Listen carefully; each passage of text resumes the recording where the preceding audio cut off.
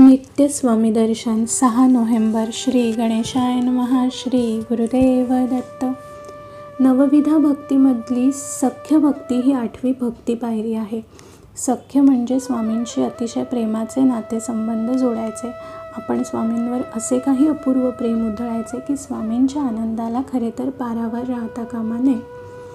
स्वामींना आपल्या प्रेमाने अक्षरशः जखडून टाकायचे. कसे तर देवास जयाची अत्यंत प्रीती, आपण वर्तावे तेणे रीती, येणे करिता भगवंती सख्य नेमस्त. दासबोध 4:8-3. भक्तिभाव आणि भजन, निरूपण आणि कथा कीर्तन, प्रेमळ भक्तांचे गायन आवडे देवा. दासबोध 4:8-4.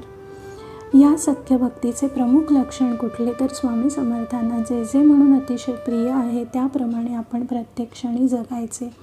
एकदा का आपण स्वामींना जे जे आवडते तसे तसे करू लागलो की स्वामींशी आपोआप सख्य जुळते.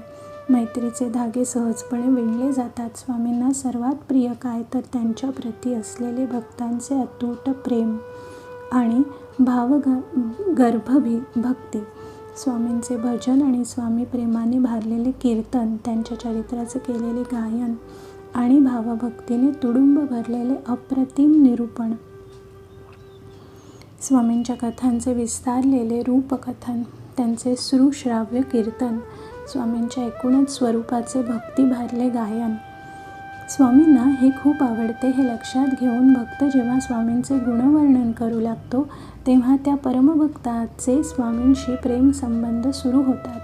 सख्य जोडले जाते. खरे सांगायचे तर स्वामींच्या मनात जे जे तरळत असते तसेच भक्तांचे जगणे सुरू झाले की स्वामी आणि त्यांचा परमभक्त यामधले रेशीम धागे आपोआप विणले जातात.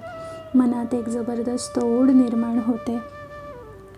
स्वामींचे दर्शन घेतल्याशिवाय, त्यांना नमस्कार केल्याशिवाय, त्यांच्याशी प्रातःकाळीचे संवाद सुरू केल्याशिवाय भक्तांना चैनच पडत नाही.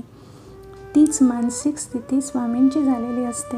माझ्या प्राणप्रिय स्वामी भक्तांनो, स्वामींशी करायची सख्य भक्ती तुम्ही जरा नीट समजून घ्या. श्री स्वामी समर्थ. श्री गुरुदेव दत्त. श्री गुरुदेव दत्त. श्री गुरुदेव दत्त.